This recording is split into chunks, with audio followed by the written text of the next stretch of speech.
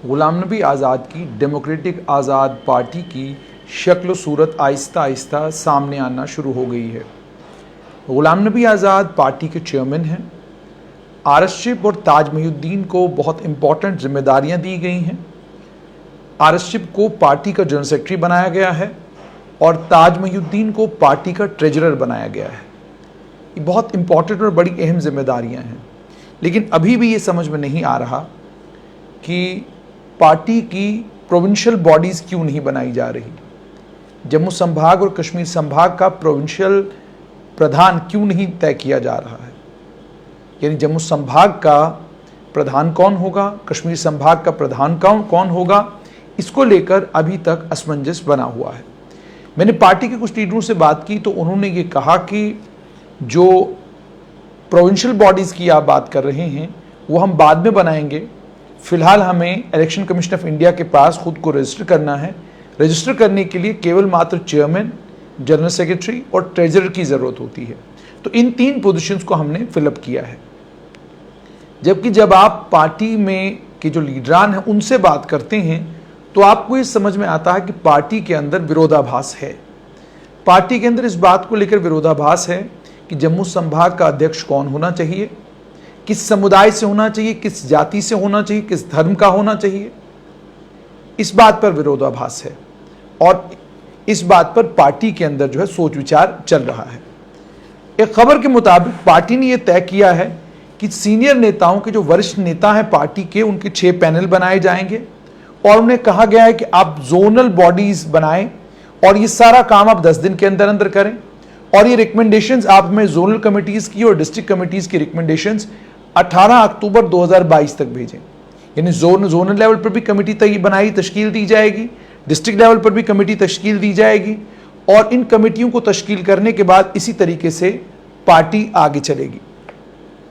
उसके बाद ये कहा गया है कि 3 कमेटियां बनाई गई हैं, जो 3 कमेटियां 3 टीम्स बनाई गई हैं जो जम्मू में और कश्मीर में सारे के सारे 20 डिस्ट्रिक्ट्स को कवर करेंगी। 11 मेंबर कमेटी सेंट्रल जोन की बनाई गई है जिसको हेड करेंगे पूर्व उप मुख्यमंत्री ताराचंद। ये जम्मू, कठुआ, सांबा, उधमपुर जिलों को कवर करेंगे। यहां पर लोगों को पार्टी के साथ जोड़ने का काम करेंगे। गुलाम मोहम्मद सरूरी 9 मेंबर की कमेटी को हेड करेंगे और ये डोडा, रामबन, किश्तवाड़ और रियासी के जिलों में डेमोक्रेटिक आज़ाद पार्टी के साथ लोगों को जोड़ने का काम करेंगे। 6 मेंबर की कमेटी पीर पंजाल जोन में बनाई गई है, राजौरी, पुंछ के जिलों में। इन जिलों में अशोक शर्मा जो कांग्रेस के नेता हैं वो इन जिलों में लोगों को गुलाम नबी आज़ाद की पार्टी के साथ जोड़ने का काम करेंगे। कश्मीर में, नॉर्थ कश्मीर में बारामुल्ला, कुपवाड़ा, बांडीपुरा के इलाकों में ताज महिउद्दीन को जिम्मेदारी सौंपी गई है कि आपने अपनी कॉन्स्टिट्यूंसी का ख्याल रखने के साथ साथ में बाकी जिलों की जिम्मेदारी भी आपके सर पर है।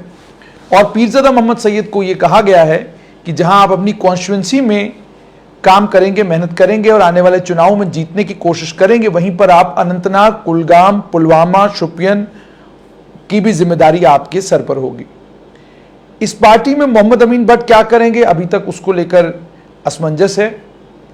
उसके अलावा इस पार्टी में कई अन्य लोग जो कश्मीर घाटी से जिन लोगों ने पार्टी को ज्वाइन किया है उनको कोई जिम्मेदारी दी जाएगी कि नहीं दी जाएगी, उस पर भी अभी सोच विचार चल रहा है। और उसके बाद ये भी जब पूछा गया उनसे कि अध्यक्ष पद के लिए किसको आप नियुक्त करने वाले हैं, तो कहा गया कि कम से कम 20 दिन आप पार्टी को दे पाने चाहिए, उसी को अध्यक्ष बनाया जाएगा। मगर अध्यक्ष बनाने की प्रक्रिया क्या होगी, अध्यक्ष जो है वो प्रोविंशियल अध्यक्ष होगा, डिस्ट्रिक्ट अध्यक्ष कौन होंगे, उनको चुनने का तरीका क्या होगा, उसको लेकर कोई क्लैरिटी नहीं है। युवाओं को 50% हक दिया जाएगा इन तमाम इलेक्शंस में, ये बात भी कही गई है। ऑफिस बेयरर्स जितने भी पॉलिटिकल पार्टी के होंगे उसमें युवा चेहरे भी नजर आएंगे, ये बात भी कही गई है। अब गुलाम नबी आज़ाद की पार्टी यानी 6 लोग हैं, ताराचंद, गुलाम मोहम्मद सरूरी, अशोक शर्मा, ताज महिउद्दीन, पीरज़ादा मोहम्मद सैयद और 6ठे आदमी को अभी तक तय नहीं किया गया है। 6 लोग हैं जो पार्टी को 6 जोन्स में बांटा गया है और इन 6 जोन्स में ये 6 लोग जो है पार्टी को एक तरह से हेड करेंगे। इसका मतलब साफ तौर पर यह कि गुलाम नबी आज़ाद के खेमे में भी तोड़फोड़ मची हुई है। गुलाम नबी आज़ाद के खेमे में भी खींचतान है। ये वही कांग्रेस की खींचतान है जो खींचतान कांग्रेस की हमें कांग्रेस में देखने को मिलती थी कि पीरजादा मोहम्मद सैयद भी अध्यक्ष बनना चाहते थे, गुलाम नबी मोंगा भी अध्यक्ष बनना चाहते थे, विकार रसूल भी अध्यक्ष बनना चाहते थे, गुलाम मोहम्मद सरूरी भी अध्यक्ष बनना चाहते थे। विकार रसूल को अध्यक्ष बनाया गया, बाकी लोगों ने पार्टी छोड़ दी। बाकी लोगों से मेरी मुराद गुलाम मोहम्मद सरूरी और गुलाम मोहम्मद सरूरी के साथ में पीरजादा मोहम्मद सैयद, इन दोनों लोगों ने पार्टी छोड़ दी। अब इन दोनों लोगों के पार्टी छोड़ने के बाद ये डेमोक्रेटिक आजाद पार्टी में आए। कहा गया ये पार्टी लोकतांत्रिक पार्टी होगी और उस लोकतांत्रिक पार्टी में हर एक को हक मिलेगा, लेकिन एक प्रोविंशियल प्रधान ढूंढने में पार्टी को इतना समय लग रहा है, एक प्रधान को नियुक्त करने में इतना वक्त लग रहा है। कहा यह गया था गुलाम नबी आजाद पार्टी के चेयरमैन रहेंगे, लेकिन पार्टी के नीचे 2 प्रधान होंगे। जम्मू संभाग का प्रधान अलग होगा, कश्मीर संभाग का प्रधान अलग होगा और पार्टी का प्रधान एक अलग होगा। लेकिन अब समझ में यह आ रहा है कि पार्टी के प्रधान ही गुलाम नबी आजाद होंगे और पार्टी का कोई भी प्रोविंशियल प्रधान नहीं होगा, बल्कि 6 प्रधान होंगे जो 6 जोन्स में बांटे गए हैं। यानी कोई लड़ाई का कोई घर न रहे, हर एक की अपनी अपनी जिम्मेदारी। ताराचंद को कह दिया गया कि भाई आप जम्मू, कठुआ, सांबा, उधमपुर के 4 जिलों को आप देखेंगे। सरूरी को कहा गया कि आप डोडा, रामबन, किश्तवाड़ और रियासी के 4 जिलों को देखेंगे। और इसी तरीके से अशोक शर्मा को कह दिया गया कि पुंछ और राजौरी का जिला आप देखेंगे। यानी अब प्रोविंशियल प्रधान की क्या इसमें कोई पॉसिबिलिटी नजर आती है? साफ तौर पे समझ में आता है कि कोई संभावना नहीं है कि किसी को प्रोविंशियल प्रधान नियुक्त किया जाएगा या किसी को पार्टी का प्रधान जो है जम्मू कश्मीर का बनाया जाएगा। पार्टी एक रीजनल पार्टी होगी, रीजनल आउटफिट होगा। Jammu Kashmir national panthers party और जम्मू कश्मीर अपनी पार्टी नेशनल कॉन्फ्रेंस पीडीपी की तरह यह भी एक क्षेत्रीय दल होगा और क्षेत्रीय दल के प्रधान गुलाम नबी आजाद होंगे और क्षेत्रीय दल के प्रधान के नीचे एक जनरल सेक्रेटरी होंगे आरएसशिव, एक ट्रेजरर होंगे ताजमयुद्दीन और उसके बाद नीचे 6 और प्रधान होंगे, जिन 6 प्रधानों को 20 जिलों की जिम्मेदारी सौंपी जाएगी, जिन 6 प्रधानों को 20 जिलों के अंदर काम करने का और पार्टी को मजबूत करने का काम दिया जाएगा। ये बाकी तमाम पार्टियों से हटकर किया जा रहा है। आप भारतीय जनता पार्टी को देखिए तो उनका भी एक स्टेट प्रेसिडेंट है, उनका एक स्टेट प्रेसिडेंट है और उसके बाद उनके जनरल सेक्रेटरी इंचार्ज, महामंत्री इंचार्ज हैं। यानी महामंत्री इंचार्ज कश्मीर हैं और वो कश्मीर बैठे हुए हैं, कश्मीर घाटी के में कामकाज की देखरेख कर रहे हैं। इसी तरीके से उन्होंने जम्मू के जिले भी अलग अलग महामंत्रियों को बांटे हैं या पार्टी के अन्य नेताओं को बांटे हैं, लेकिन ऐसा नहीं किया है कि एक पूरे इलाके को 3 जोन्स में बांटने के बाद उनके अलग अलग अध्यक्ष बनाए गए हों और उन अलग अलग अध्यक्षों को अपनी अपनी इलाके की खबरगिरी करने का और अपने अपने इलाके में डेमोक्रेटिक पार्टी को मजबूत करने का काम सौंपा गया है। इस तरीके से यानी बिल्कुल बाकी तमाम राजनीतिक दलों से अलग और हटकर एक अप्रोच है गुलाम नबी आजाद का। लेकिन अब इस अप्रोच में सबसे बड़ा सवाल ये कि जब ताराचंद जम्मू, कठुआ, सांबा, उधमपुर जिलों की जिम्मेदारी लेंगे तो उनके अपने क्षेत्र को कौन देखेगा? उनके अपने क्षेत्र की जिम्मेदारी किसके पास होगी? उनके अपने क्षेत्र में जो वक्त और जो समय उनको देना चाहिए, क्या वो दे पाएंगे? क्योंकि आपको जम्मू से निकलना है और उधमपुर से निकलना है तो कठुआ और सांबा के जिले, और ये कठुआ और सांबा के जिलों की जब हम बात करते हैं तो छोटे जिले नहीं हैं। बिलावर है, बन्नी है, बसोली है, ये सारे इलाकों के किन किन कोनों में पहुंचना है, किन किन पहाड़ियों, किन किन चोटियों पर पहुंचना है अगर पार्टी को मजबूत करना है। इसी तरीके से जब गुलाम मोहम्मद सरूरी को डोडा, रामबन, किश्तवाड़ और रियासी की जिम्मेदारी दी गई है तो डोडा, रामबन, किश्तवाड़ तो एक स्टेट में समझ में आता कि एक ही पहले एक जिला था, अब 3 जिलों में बंट गया है। बिल्कुल उसी के साथ में सटे हुए पहले आपने रियासी के लिए निकलना है तो गूल, अरनास, गुलाबगढ़ के इलाके हैं, उन इलाकों तक पहुंचना है और उसके बाद आपने निचले मैदानी इलाकों में पहुंचना है और सभी जगहों पर आपने संगठन को मजबूत करने का काम करना है।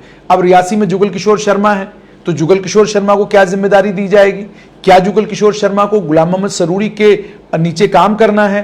क्या जिम्मेदारी दी जाएगी? वो आने वाले कल में पता चलेगा। तो क्या ये करने के बाद गुलाम मोहम्मद सरूरी अपनी कॉन्स्टिट्यूंसी को मजबूत रख पाएंगे और उनकी कॉन्स्टिट्यूंसी में उनके लिए किसको खड़ा किया जाएगा?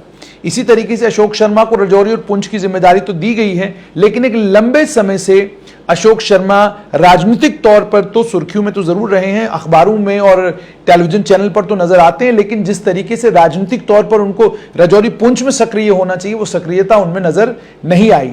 अब उनको सक्रिय होना है और राजौरी और पुंछ में जाकर इतने लंबे चौड़े इलाके में उनको अपने क्षेत्र को भी, अपनी कॉन्स्टिट्यूंसी को भी देखना है और अपनी कॉन्स्टिट्यूंसी के साथ में राजौरी पुंछ के इतने बड़े इलाके पर भी उनको नजर दौड़ानी है।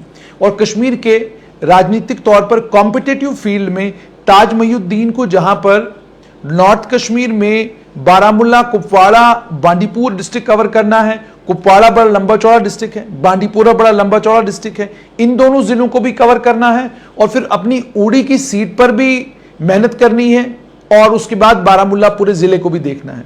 अब आप खुद सोचिए कि ताज मोइनुद्दीन के लिए क्या कंपटीशन आसान है, क्योंकि इनकी क्षेत्र में उड़ी में नेशनल कॉन्फ्रेंस भी बहुत मजबूत है और उसके साथ में जम्मू कश्मीर अपनी पार्टी के नेता सैयद अल्ताफ बुखारी की भी वहां पर दावेदारी है।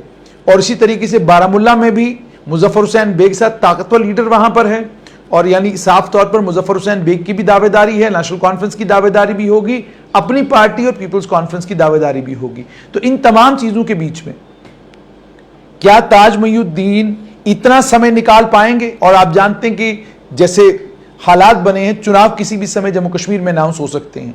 बहुत थोड़ा सा समय, 6 महीने का कालखंड कुछ भी नहीं होता और अगर दिसंबर में चुनाव हुए तो बिल्कुल 3 महीने का समय है। तो 3 महीने के समय के अंदर अंदर इतना काम कैसे होगा वो आने वाला कल ही बताएगा। इसी तरीके से पीरज़ादा मोहम्मद सैयद को अपनी कॉन्स्टिट्यूंसी में भी काम करना है और कुलगाम, पुलवामा, शोपियान इन डिस्ट्रिक्टों में भी उम्मीदवार भी ढूंढने हैं, पार्टी को मजबूत भी करना है और लोगों को पार्टी के साथ भी जोड़ना है। क्या ये इतने बड़े लीडर हैं कि आप अनंतनाग के लीडर हैं लेकिन आप पुलवामा, कुलगाम और शोपियान में भी लोगों को पार्टी के साथ जोड़ पाएं? क्या आप ये कर पाएंगे? कि और एक बड़ा लीडर होता क्या है? एक बड़ा लीडर वो होता है जिस लीडर को किसी भी कॉन्स्टिट्यूंसी से अगर आप खड़ा कर दें तो उसकी जीतने की संभावना हो। एक बड़ा लीडर वो होता है जिस बड़े लीडर को अपनी क्षेत्र के अलावा अगली कम से कम 15 कॉन्स्टिट्यूंसीज में या 20 कॉन्स्टिट्यूंसीज में भी लोग पहचानते हो, जानते हो, लोगों के साथ वो जुड़ा हुआ हो। अब इन नेताओं को अगर इतिहास आप देखेंगे तो इतिहास में जिस समय ये नेता मंत्री थे और मंत्री पद इन लोगों के पास थे तो मशहूर था इनके लिए कि इन्हें कॉन्स्टिट्यूंसी का मंत्री कहा जाता था, कि ये अपनी कॉन्स्टिट्यूंसी से बाहर निकलते ही नहीं थे, अपनी ही कॉन्स्टिट्यूंसी पर सुबह से लेकर शाम तक अपनी ही कॉन्स्टिट्यूंसी में मेहनत कर रहे होते थे। तो जब ये नेता अपनी कॉन्स्टिट्यूंसियों से उस कालखंड में बाहर नहीं निकले, जब ये सत्ता में थे, जब ये ताकतवर थे, अब जब ये इन कॉन्स्टिट्यूंसीज में जाएंगे तो क्या केवल गुलाम नबी आजाद के नाम पर ये लोगों को जोड़ पाएंगे? ये एक बड़ा सवाल है। ये सारी वो चीजें हैं जिन चीजों पर हमारी नजर रहेगी, लेकिन फिलहाल गुलाम नबी आजाद का एक्सपेरिमेंट जो है वो नया है, नए तरीके का है। और अब गुलाम नबी आजाद मुकम्मल तौर पर चूंकि जम्मू कश्मीर में बैठने के लिए आ रहे हैं, जो ही वो जम्मू कश्मीर आएंगे और अपने क्षेत्रीय दल को लेकर आगे बढ़ेंगे, उसके बाद देखना ये हो, उसके बाद पता चलेगा कि जिन नेताओं को ये जिम्मेदारी सौंपी गई है वो नेता इस जिम्मेदारी को निभाने में कितने कामयाब हुए हैं।